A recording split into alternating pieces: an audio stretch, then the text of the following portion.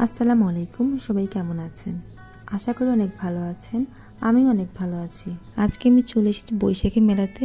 এটা বগুড়ায় খোকন পার্কে হচ্ছে। মেলায় ঢুকতেই আমি ফার্স্টে দেখতে পারলাম মাটির কিছু জিনিস এবং মাটির ডিনার সেটের কালেকশন। এগুলোর পাশাপাশি এখানে বেতের তৈরি সামগ্রী ছিল এবং হাতের কাজের জিনিসপত্র ছিল। এখানে মুখোশ ছিল, পাখা ছিল। এগুলোর পাশাপাশি এখানে সুন্দর সুন্দর টেডিগুলো ছিল। এই টেডিগুলোর প্রাইস ছিল অনলি 150 টাকা করে। এগুলোতে আমার কাছে অনেক ভালো লাগছে। আপনাদের সুবিধার্থে আমি এক এক করে দেখিয়ে দিচ্ছি। আমি এখান থেকে 2-1টা নিয়ে নিয়েছিলাম। এগুলো আমার কাছে অনেক বেশি ভালো লাগছে।